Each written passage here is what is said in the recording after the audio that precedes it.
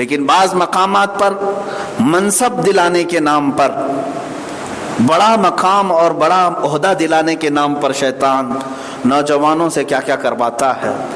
جسم فروشی کر لیتے ہیں، عورتیں، لڑکیاں اور نوجوان اپنے جسم کو آزاد کر دیتے ہیں، اور پھر زنا کے راستے سے وہ مقامات حاصل کرنے کی کوشش کرتے ہیں۔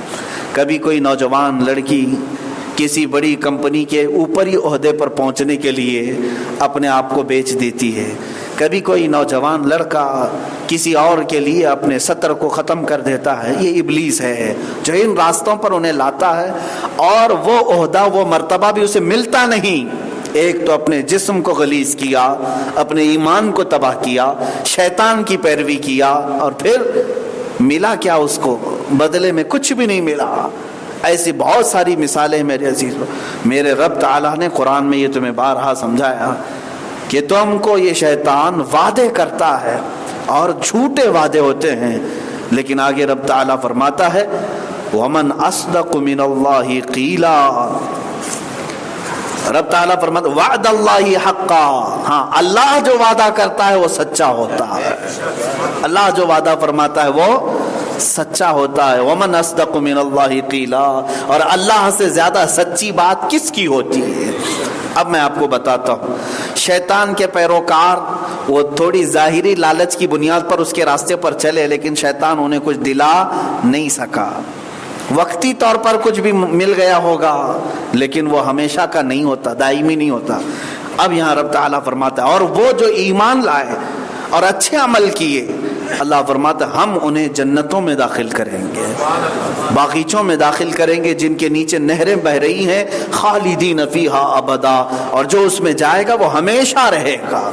جنت سے کسی کا خارجہ نہیں ہونا ہے، کسی کو نکالا نہیں جائے گا۔ جنت میں جو ایک مرتبہ چلا گیا وہ ہمیشہ کا لطف اٹھائے گا۔ وہاں یہی بات کا تو ٹینشن نہیں ہے کہ نکلنا نہیں ہے۔ دنیا میں ہر گھڑی یہ فکر ہے کہ نہیں ہے، پتہ نہیں کب موت آئے گی، کب چھوڑ کے جانا ہے معلوم نہیں، گھر کب چھوڑنا ہے، جگہ کب چھوڑنا ہے، کسی کو پتہ نہیں۔ ہر دن کا ایک ٹینشن سب انسانوں کے ساتھ ہے، لیکن جنت کی خصوصیت یہی ہے کہ جنت میں جانے والے کو یہ فکر ہی ختم کر دی جاتی ہے، اب تجھے کہیں جانا نہیں ہے۔ اب جنت میں ہی اگر کچھ اور جگہ جانا ہے تو اور بلند مقامات پر ہی جانا ہے، وہاں پر مقامات طے کرتا ہی جائے گا، لیکن واپس باہر نہیں آئے گا۔ اب اللہ کا وعدہ سچا ہے، اب یہ کیسے پتا چلے؟ اللہ کا وعدہ سچا ہے۔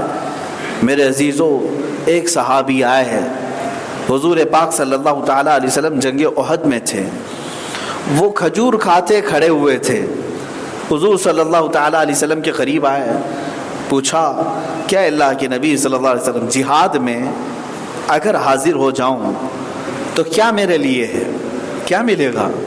اللہ کے نبی صلی اللہ علیہ وسلم نے چند ہی جملوں میں فرمایا، وہ حسین باغات، وہ حسین محلات، اور وہ درخت نہ کبھی مدینے کے لوگوں نے دیکھا، نہ دنیا والوں نے دیکھا، وہاں کی خوشبوئیں، وہاں کی حوریں، وہاں کے غلمان، وہاں کی ندیاں، وہاں کی نہریں، حضور یہ بیان فرما ہی رہے تھے۔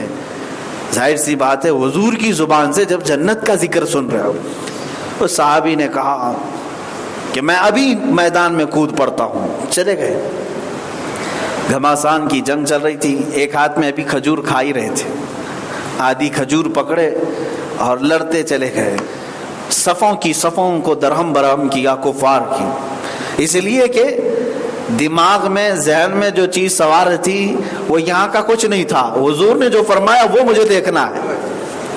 جب کسی کا ٹارگٹ اتنا اونچا ہو تو اسے سامنے کون کھڑا ہے سمجھ میں بھی نہیں آئے گا۔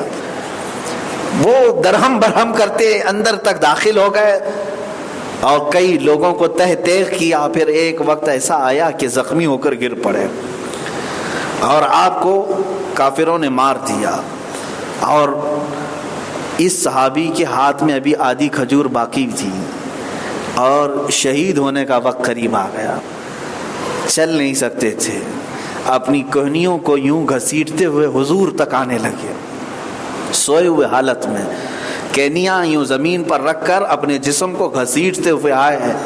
حضور پاک صلی اللہ تعالیٰ علیہ وسلم جہاں کھڑے تھے، حضور کے قدموں میں سر رکھا، حضور کو دیکھا، اور مسکراتے ہوئے کہا یا رسول اللہ آپ نے جو جو فرمایا تھا وہ سب میں یہیں سے دیکھ رہا ہوں،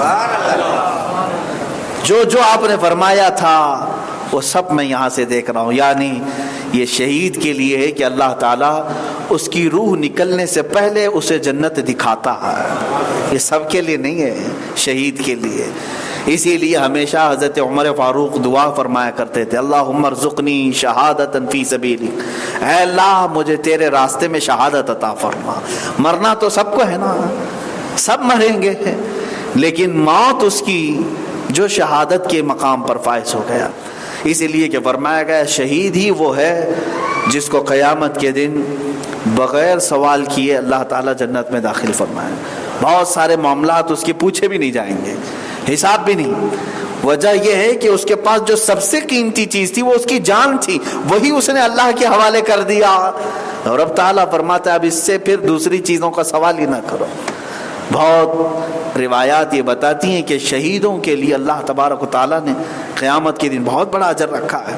تو میرے عزیزو جو بات میں یہ کہہ رہا تھا وہ یہ، اللہ جو وعدہ فرما رہا ہے وہ مرنے سے پہلے تمہیں دکھا رہا ہے، مرنے سے پہلے تمہیں دکھایا جائے گا. اگر شہادت کی موت ہے